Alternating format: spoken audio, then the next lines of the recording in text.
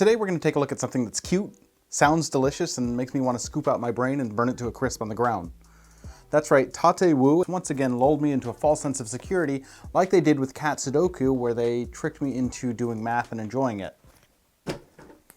And he's done it again. He's got me thrilled to realize just how dumb I am with Boba Mahjong.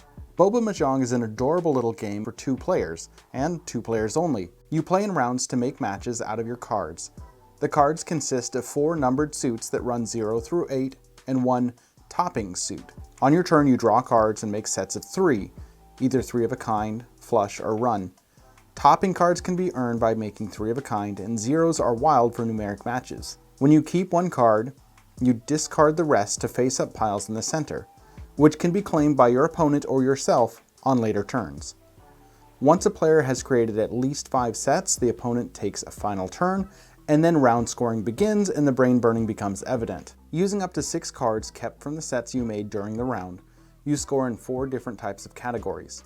Freshness, the amount of cards you kept that are all the same number. Smoothness, the length of a run from all the cards you kept.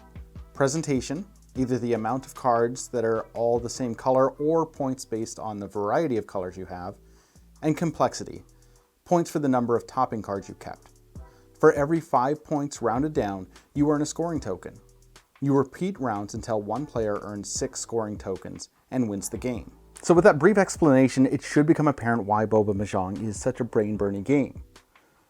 And on the surface, it's not. It seems like a fairly straightforward set matching game that's honestly overly simplistic. The problem is it isn't the set matching that earns you the points.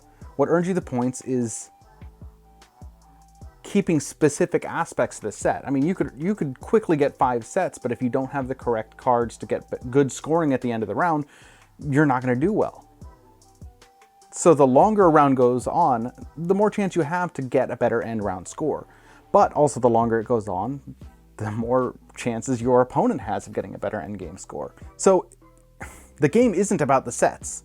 The game's about watching your opponent and seeing how well their sets are doing and how high their scoring potential is, and it's figuring out how quickly to end the round and how long to let it go, and understanding that your opponent is thinking the exact same thing.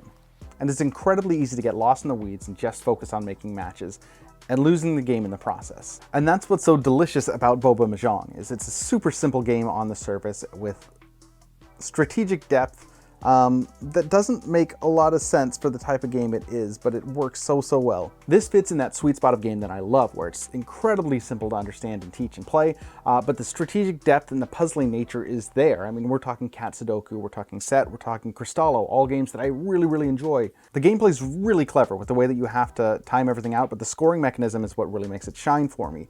That idea of you can earn points in a round, but if it doesn't equal 5, you don't get any. Or if it rounds down, so if you have 9 points, you only get 1 of those scoring tokens, whereas your opponent may be earning 2 or 3 of those per round and could easily win the game. It's clever, the theme and artwork is really cute and works together really well. There's 2 different modes to play, so you could play with the basic setup, or the toppings themselves could have actions if you wanted a little extra challenge in there. Really, my only con for this game is that it's for 2 players only, which is minor because it fits a niche that a lot of people really like and a lot of people play primarily at 2 players only. So having a game specifically for you, if that's you, isn't such a bad thing. For me, I am thrilled with Boba Mahjong. I think it is exactly what it intends to be, and what that is a fantastic, quick-playing, clever 2-player game with a lot of brain-burning thrown into it, very puzzly, something that I really liked. Thank you so much for watching. If you enjoyed this video, please like, subscribe, follow me on Twitter, TikTok, Instagram, Facebook, all that good stuff, and I will see you next time. Oh, real quick, be sure to check out this game on Kickstarter. I'll post the link when it's available in the description below.